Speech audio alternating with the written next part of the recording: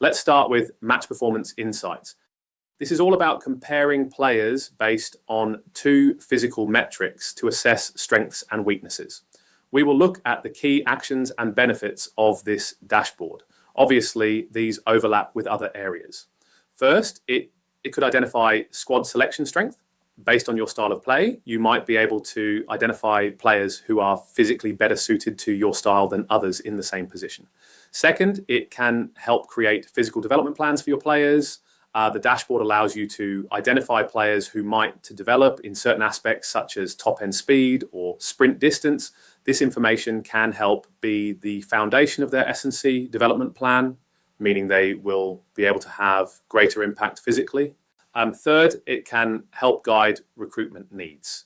Here, the data can help identify areas of weakness in your squad. If you want a striker who can run in behind all the time, yet your strikers are weak in sprint distance and max speed, then this dashboard will highlight this. In addition, if you are able to get physical data of a player you're interested in signing, this could be used to see where that player would fit into your squad and the benefit they could add. Now let's walk you through the dashboard itself when you log into your data portal. The idea behind the scatter graph is you compare players based on your chosen 2 metrics, and then the graph is separated into 4 quadrants. The top right-hand quadrant shows that player is strong in both metrics, while the bottom right and top left show that the player is strong in one and weaker in the other, and then bottom left suggests the player is potentially weaker in both metrics for the chosen game or time. There is so much you can edit that the default visualization has the entire squad, but obviously having the whole squad is normally going to show your wide players, full backs and strikers in the top right-hand quadrants and your centre backs in the bottom left, due to the different physical demands of games for each position. So this is where you have to use the filters. We have date, period, position, player, type of game. If you want to separate these, and then you can pick the games you want to visualize on the graph. Next on the graph, you can select between your 6 metrics for your X and Y axis. And then finally, you can change the duration of minutes played. This is very important, as, for example, if you picked 4 games to analyze and your striker plays 3 full games and then comes on for 10 minutes at the end of the 4th game, their averages are going to be impacted significantly. Always have your duration set to at least over 85 minutes to have as much of a full game as possible for true analysis. This will eliminate any data that can skew the averages.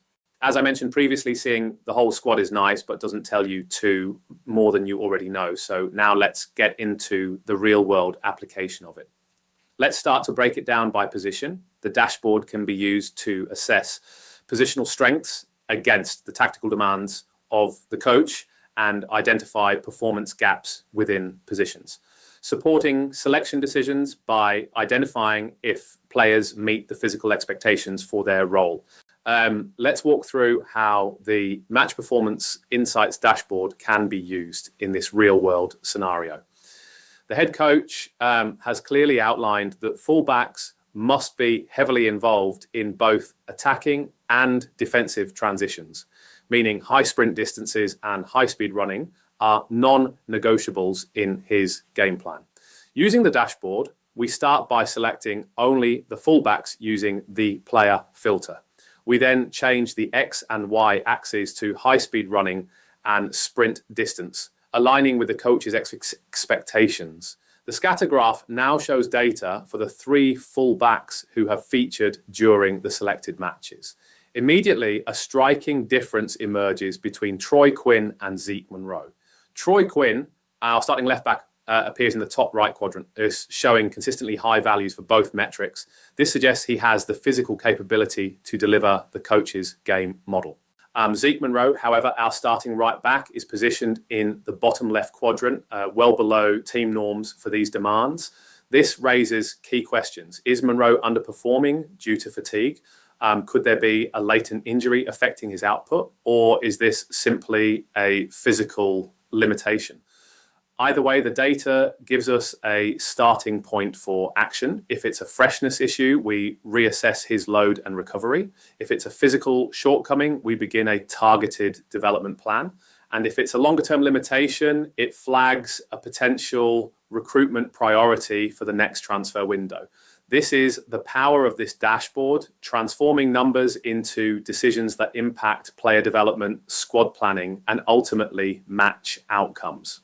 Let's look at the next real-world scenario. This time, it's recovery processes. You could potentially see declining outputs over a period of time, which could be a flag of your recovery strategies need improving, or there is an injury on the horizon. You could use this information to adapt training for these individuals. Let's go back to the dashboard for an example of this. Let's take a real-world example to show how this dashboard helps you go beyond gut feeling and start making evidence-based decisions. In your squad, you have a wide player, Leo Marsh, who's known for his physical power, but recently something feels off. He's mentioned increased muscle soreness, he's spending more time with the medical staff, and during training, he's not looking quite himself. So let's turn to the data to investigate. First, we filter the dashboard by wide forwards and set the X and Y axis to high speed, running distance, and sprint distance, which are key strengths for Leo. Looking at the full 10-game period, Leo consistently appears in the top right quadrant, exactly where you'd want a high-performing winger. His average across those games is around 1,200 meters of high-speed running and 200 meters of sprinting. Elite numbers. But now let's dig deeper. We remove the earliest 5 games from the data, essentially isolating the most recent matches. What do we see?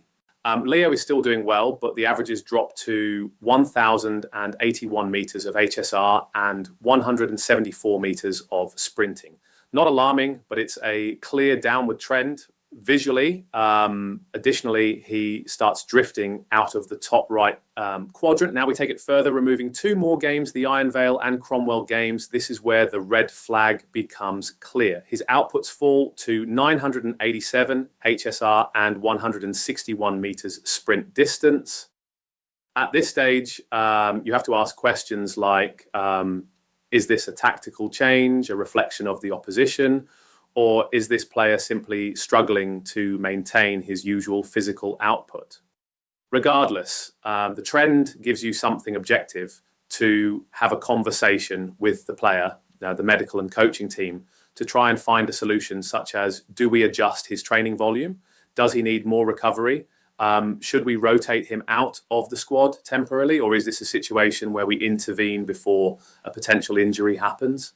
This is the power of visualized data. It brings conversations to the surface before a crisis emerges.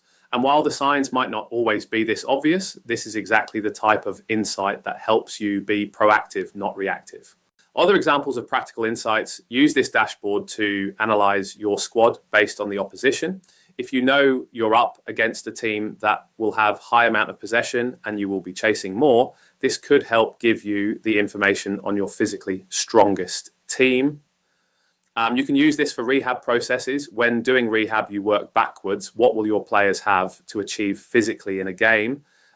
This can help provide you with the match profile of that player. When they are back in the team, are they matching up to those levels or not? Might they need further conditioning? Finally, you can also start to benchmark your new players against your squad to develop training plans and assess the players' physical profile for your playing style.